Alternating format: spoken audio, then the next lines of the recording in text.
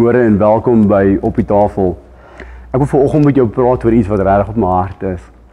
As ek jou waarsku teen iets in die lewe, sal jy luister of sê ek dit vir jou omdat ek regtig oor jou omgee?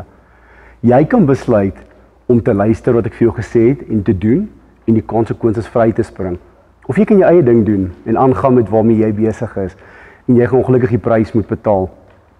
In Romeine 2 vers 13 sê dit so pragtig, het sê, want dit is nie die blote aanhoor van die wet wat mense vrymaak van God se oordeel nie. Dit is hulle wat God se wet gehoorsaam, wat God se vryspraak ontvang. Jy sien, hier word ons twee baie duidelike keuses gegee. Die een is om die woord te hoor, die woord te word, te doen wat die woord vir ons sê, en laat die woord vir ons sondes uitwys. En so bring ons dit na die Vader se voete toe en ons verander ons lewens. En die Here maak 'n belofte dat ons dan vrygespreek sal word van sy oordeel. Of keuse 2, jy kan die woord van God hoor en jy kan dit ignore. En jy kan met jou sonde sit sonder om te bely en na Jesus toe te draai. En die Here sê vir jou in sy woord, jy sal dan geoordeel word. Jy sal skuldig bevind word en jy sal na die ewige verderf toe gaan. Hier is twee baie duidelike keuses volgens. Die keuse wat ek gemaak het in my lewe om te begin lewe, om Jesus se liefde in my lewe raak te sien en te experience, is toe ek sy woord vat en ek word sy woord.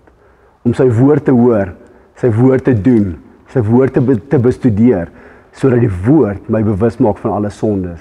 En deur die aanhoor van die woord het my geloof gegroei en dis deur my geloof wat ek gered word, niks vir my dade nie. It's all about Jesus. Kom ek bid saam met jou.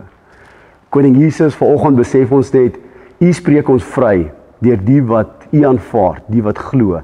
En ek vra Vader, die wat vanoggend dalk sit op 'n plek en sê ek ken Jesus, ek ken sy woord, maar nie doen wat U sê nie, Here, dat hulle sal besef en dat U hulle sal bewus maak dat hulle op 'n baie gevaarlike plek is en dat U hulle vanoggend hulle harte sal aanraak sodat hulle U woord kan vat en bestudeer sodat sonde in hulle lewe geopenbaar sal word en dat hulle sal doen wat die woord van God van ons verwag. Amen. Blessings.